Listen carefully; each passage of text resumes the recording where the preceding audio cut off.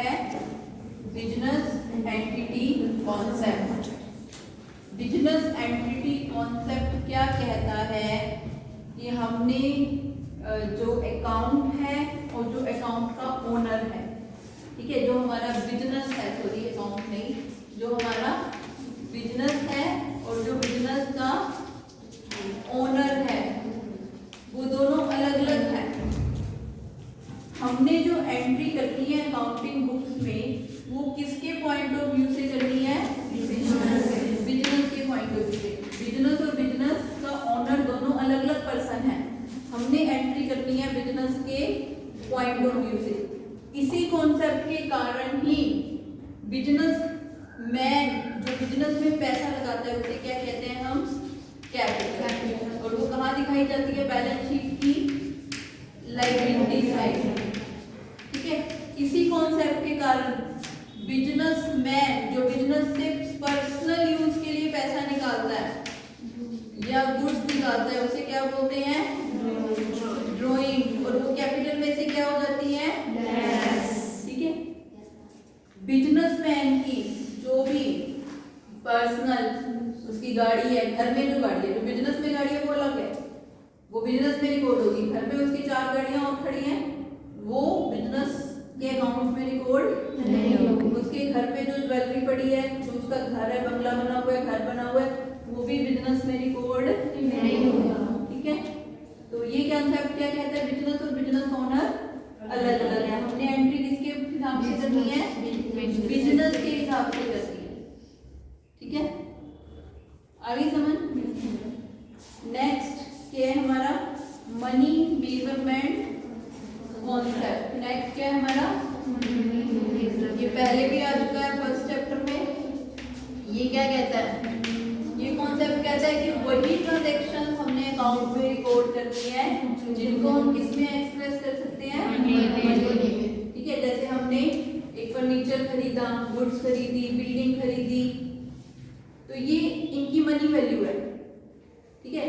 Furniture खरीदा 50,000 का, building खरीदी 50 लाख की, ठीक है। तो इन सब चीजों की क्या है? Money value. तो इनको तो रिकॉर्ड करना है, लेकिन अगर कोई एम्प्लॉई छोड़ के चला गया बिजनेस को, इसकी कोई मनी वैल्यू नहीं है, इसको रिकॉर्ड नहीं करना, ठीक है। एम्प्लॉई को सेटिस्फाइड है, अच्छे से काम करते हैं, इसकी कोई मनी वैल्यू नहीं है, ठीक है। एम्प्लॉइज ने स्ट्राइक कर दी, इसकी कोई मनी वैल्यू नहीं है। तो वही ट्रांजैक्शन रिकॉर्ड करनी है जिनकी क्या होती है? मनी वैल्यू, ठीक है। और दूसरा, मनी में एक्सप्रेस, मनी में ही हमने शो करना है जो भी हम एसेट दिखाएंगे। जैसे हमारे पास चेयर्स हैं, ठीक है, 10 चेयर हैं, ठीक है। उसके बाद हमारे पास टेबल्स हैं, 2 टेबल्स हैं, हमारे पास फैंस हैं, ठीक है, 5 फैंस हैं। तो अब हम ये नहीं दिखाएंगे कि हमारे पास 10 चेयर है, बैलेंस शीट में ये नहीं दिखाएंगे 10 चेयर है हमारे पास, 2 टेबल है और 5 फैन है, इनको जोड़ सकते हो आप, ठीक है। चलो ये तो फर्नीचर है, ये तो सारा फर्नीचर है, ठीक है। हम अगर हम यहाँ दिखा दें कि हमारे पास बिल्डिंग भी है अपनी एक, ठीक है, हमारे पास डेटर्स हैं, 2 डेटर्स हैं ए और बी, तो इन सबको जोड़ देंगे। ये जोड़ के हम कह देंगे कितने की एसेट है हमारी? हम ये कह देंगे 12, 5, 17, 18, 20 एसेट है हमारी, ऐसे लिख सकते हैं? नहीं। अगर हम कैसे लिख सकते हैं? 10 चेयर है कितने की? 5,000 की। 2 टेबल है कितने की? 3,000 की। 5 फैन है कितने के? 5,000 के। एक बिल्डिंग है कितने की? 10 लाख की। डेटर्स हैं ए और बी, कितने के हैं डेटर्स? 40,000 के। तो इनको तो जोड़ के कह सकते हैं 13, 23, ठीक है। ये हमारे पास कितने की एसेट है? 63,000 की। तो मनी मेजरमेंट कॉन्सेप्ट क्या कहता है? एक तो हमने कौन सी ट्रांजैक्शन लिखनी है जिनको हम किसमें मेजर कर सकते हैं? मनी में। दूसरा उनकी मनी वैल्यू ही लिखनी है, ये नहीं कि आप 10 शेयर लिख दो, है तो ये ऐसी ट्रांजैक्शन जिसको मनी में मेजर कर सकते हैं, लेकिन इसका क्वांटिटी नहीं लिखनी, इसकी क्वांटिटी नहीं लिखनी, इसका क्या लिखना है? अमाउंट। समझिए, ये कहता है क्या? Money measurement concept. फिर नेक्स्ट क्या है हमारा? अकाउंटिंग पीरियड थर्ड कॉन्सेप्ट, अब एक बिजनेस का हम प्रॉफिट या लॉस जानना चाहते हैं तो हम तब जानेंगे, चलता रहे जैसा चल रहा है, जब बंद हो जाएगा ठीक है तो अपने आप पता चल जाएगा नहीं, ठीक है। अब बिजनेस में खर्चे हो रही हैं, इनकम आ रही है, उनके ऊपर कंट्रोल भी होना चाहिए, एक टाइम पीरियड के बाद आपको पता होना चाहिए, ठीक है। अब मान लो आपके पेपर ही ना लें, सीधा पढ़ते रहो, कोई बच्चा पढ़ेगा कोई नहीं पढ़ेगा, वैसे तो सारे ही क्या करेंगे, नहीं पढ़ेंगे, कंट्रोल तो है नहीं किसी का। अब आपके पेपर होंगे तो आप क्या सोचोगे कि हमने पढ़ना है, तभी एक क्लास से अगली क्लास में। ऐसे ही बिजनेस है, बिजनेस में भी एक फिक्स पीरियड के बाद जरूरी है कि पता चले बिजनेस का क्या चल रहा है, बिजनेस का रिजल्ट क्या है, बिजनेस में प्रॉफिट हो रहा है या लॉस हो रहा है, ठीक है। तो वो फिक्स पीरियड जिसके बाद हम बिजनेस के अकाउंट्स बनाते हैं, profit and loss account, balance sheet बनाते हैं, वो क्या होता है, अकाउंटिंग पीरियड। और ये कितने टाइप का होता है, और इनकम टैक्स क्या कहता है, ये कितने टाइम का होगा, 1 अप्रैल से जैसे भी करंट ईयर चल रहा है, ये कब से शुरू हुआ, 1 अप्रैल 20 से, कब खत्म हुआ 2021। ये साल जो चल रहा है ये कब शुरू हुआ, 1 अप्रैल 2020 से, कब खत्म हुआ 31 मार्च 2021। इसमें आपको एक साल के अकाउंट बनाना, समझ गए। फिर लास्ट आज का जो हमारा पॉइंट है वो है पोस्ट कॉन्सेप्ट। लास्ट पॉइंट है हमारा पोस्ट कॉन्सेप्ट।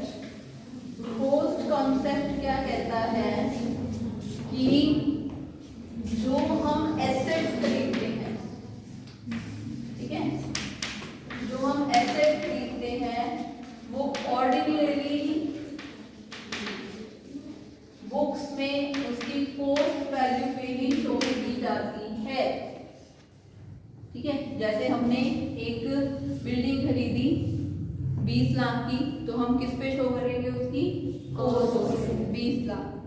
क्यों शो करते हैं, क्योंकि जो हमारा कोस्ट प्राइस है उसका हमारे पास एक प्रूफ होता है, वेरीफिएबल होता है, ठीक है। प्रूफ होने के कारण अब आपने बिल्डिंग 20 लाख की खरीदी है तो आप उसकी रजिस्ट्री वगैरह भी कराओगे तो उसमें क्या अमाउंट होगा, 20 लाख।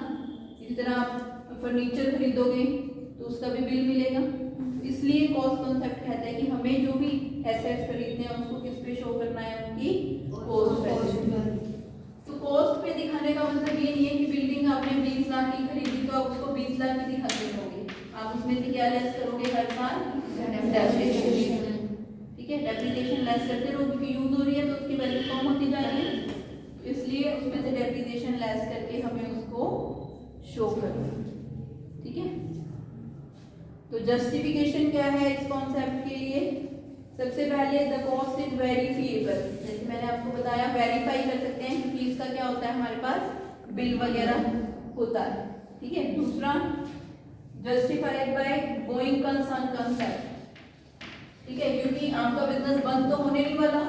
गोइंग कंसेप्ट क्या कहता है, बिजनेस चलता रहेगा, इसलिए आप कॉस्ट पे ही दिखाओ, मार्केट वैल्यू पे तो कब दिखाओगे, जब आपका बिजनेस क्या होने वाला हो, बंद, तभी आप देखोगे इस साल तो इतनी है इसकी मार्केट वैल्यू, अगले साल कितनी होगी, उससे अगले साल कितनी होगी। जब आपको बंद ही नहीं करना, आपको चलाना है अपना बिजनेस, तो इसलिए ये किस पे दिखाया जाता है, कॉस्ट पे, जो भी एसेट्स हम खरीदते हैं। उसके बाद मार्केट वैल्यू कैलकुलेट करना भी मुश्किल है। अब मेरे अकॉर्डिंग मार्केट वैल्यू कुछ और होगी, दूसरे को कहेंगे वो कुछ और बताएगा, और वैल्यूअर के अकॉर्डिंग क्या होगी, अलग। तो मार्केट वैल्यू को कैलकुलेट करना भी क्या है, मुश्किल। उसके बाद ड्रॉबैक क्या है इसकी, कुछ एसेट्स हैं जिनके लिए कुछ पे नहीं करना पड़ता, उनको हम रिकॉर्ड नहीं कर सकते, ठीक है। जैसे गुडविल बन गई एक कंपनी की, अच्छा ब्रांड है, एकदम फेमस हो गया, ठीक है, बहुत अच्छी रेपुटेशन बन गई, तो वो उसको हम क्योंकि कुछ पे तो हमने किया नहीं, कोई कॉस्ट तो उसकी है नहीं, अपने आप क्रिएट होगी, इसलिए इसको रिकॉर्ड नहीं कर सकते, ठीक है। इन्फ्लेशन का मतलब क्या होता है, इन्फ्लेशन जब प्राइसेस बढ़ रहे हैं उस दौरान हमने जो डेप्रिसिएशन लगेगी उस दौरान वो तो कॉस्ट पे लगेगी, और कॉस्ट क्या है हमारी पुरानी, जैसे बिल्डिंग है बिल्डिंग की कॉस्ट कितनी है 20 लाख, डेप्रिसिएशन लग के मान लो 15 लाख पे आ गई, तो डेप्रिसिएशन तो कॉस्ट के अकॉर्डिंग ही लगेगा ना, पुरानी वैल्यू के अकॉर्डिंग, लेकिन मार्केट में वैल्यू क्या हो रही है, बढ़ रही है। तो जो हमारी गुड्स सेल होंगी वो कौन से प्राइस पे होंगी, ज़्यादा प्राइस पे, तो प्रॉफिट में क्या आ जाएगा, प्रॉफिट एकदम से ज़्यादा बढ़ जाएंगे। क्यों? क्योंकि सेल तो हमारी मार्केट वैल्यू पे हो रही है आज जो प्राइसेस चल रहे हैं, क्योंकि डेप्रिसिएशन हमारा पुराना वैल्यू का चल रहा है एसेट्स का, तो इस कारण से जो प्रॉफिट है वो करेक्ट नहीं होगा, उस पर इफेक्ट पड़ेगा। फिर ये कह रहे हैं information based on historical cost में नॉट बी यूजफुल, मैनेजमेंट वगैरह